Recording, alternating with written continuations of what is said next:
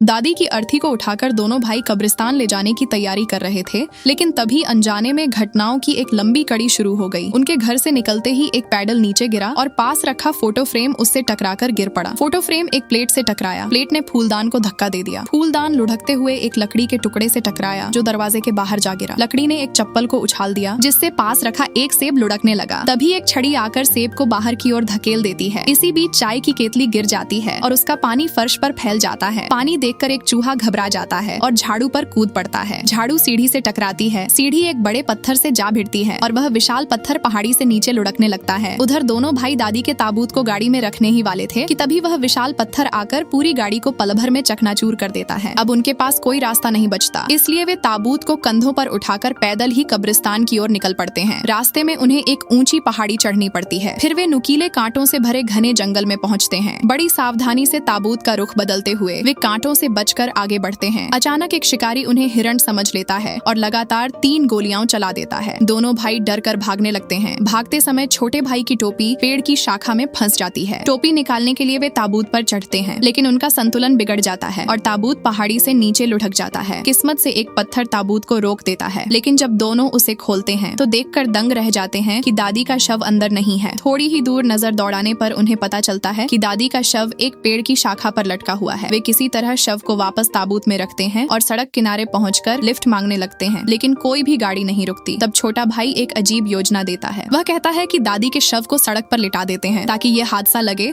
और कोई गाड़ी रुक जाए। लेकिन तभी एक गिद्ध शव के पास आ पहुंचता है। दोनों उसे भगाने के लिए पत्थर फेंकते हैं, मगर गलती से वही पत्थर दादी के शव पर जा लगता है। उसी समय एक कार रुकती है और उन्हें साथ ले जाने के लिए तैयार हो जाती है, मगर ड्राइवर बहुत लापरवाह होता है। रास्ते में वह अचानक जोर से ब्रेक लगा देता है, जिससे ताबूत उछलकर सड़क किनारे बने गहरे निर्माण गड्ढे में जा गिरता है। छोटा भाई कहता है कि यहीं दादी को दफना देते हैं, लेकिन बड़ा भाई इस बात से साफ इनकार कर देता है। दोनों फिर से ताबूत उठाकर अपनी मंजिल की ओर चल पड़ते हैं। रास्ते में उनका पैर फिसल जाता है और वे एक ऊंची चट्टान से नीचे गिरने लगते हैं। सौभाग्य से एक पेड़ की शाखा उन्हें बचा लेती है। जब वे आंखें खोलते हैं तो देखते हैं कि वे अपनी मंजिल के बिल्कुल पास पहुंच चुके हैं, लेकिन तभी वही विशाल पत्थर एक बार फिर आकर उनसे टकरा जाता है। होश आने पर वे देखते हैं कि वे खुद जमीन के अंदर दबे हुए हैं। उसी समय दादी अचानक अपनी आंखें खोल देती हैं। तभी सफेद कबूतरों का एक झुंड उड़ता है और देखते ही देखते एक यमदूत में बदल जाता है, जो उनकी आत्माएं लेने के लिए आगे बढ़ता है। दोनों भाई गुस्से से भर जाते हैं क्योंकि उन्हें लगता है कि यमदूत उनका काम छीनने आया है, इसलिए वे उसका सामना करने का फैसला करते हैं। छोटा भाई हमले से बचने के लिए ताबूत पर चढ़ जाता है और उसके ढक्कन पर छलांग लगा देता है। फिर दोनों पूरी ताकत से ताबूत को आगे धकेलते हुए अपनी जान बचाने की कोशिश करते हैं।